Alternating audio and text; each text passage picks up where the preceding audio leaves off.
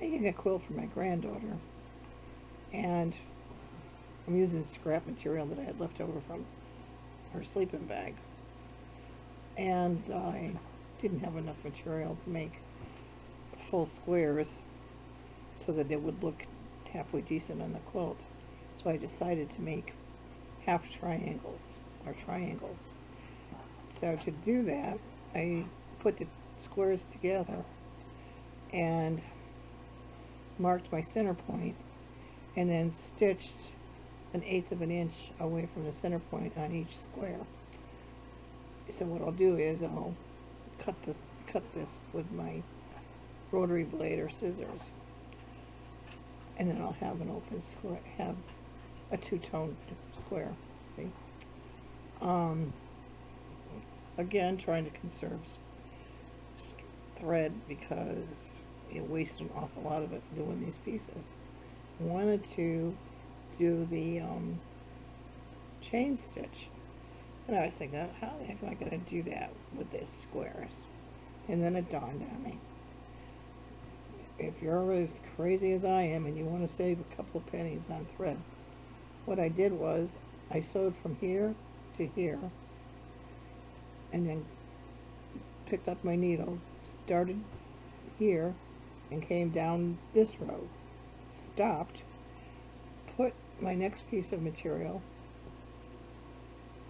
in front of the needle, and started sewing, and sewed from this corner to this corner, picked up my needle, came from here, went over to the other side, put my needle down and sewed up to the end again, and then put the next piece of fabric in, and started sewing here, down to the other corner, back up again.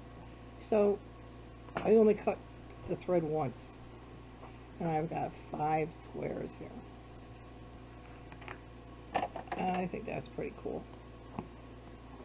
And I wasn't constantly stopping and trying to line stuff up. And you'll see that when you start these things, you're not getting that tangled stitch that you get when you start at a funny starting point like that. Normally, you end up getting the threads caught up, and it makes a mess, and you get all frustrated. And that didn't happen. So here are my squares sewn together, and I'm just going to take my rotary blade. If I can find it, I put it away. I thought I pulled it away. Great.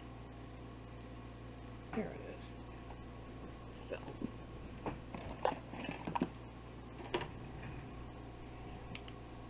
I take my rotary blade and carefully cut down this between these 2 lines, being careful not to cut my fabric. And now I have 2 squares that I can put in my quilt and do them however I want to do them. Trust me, I don't know what I'm doing yet, because this is just going to be a crazy quilt. I'm making it up as I go along.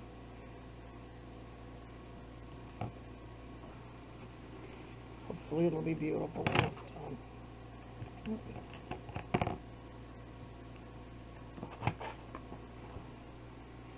So that's it. An easy way of making triangles and using up scrap fabric.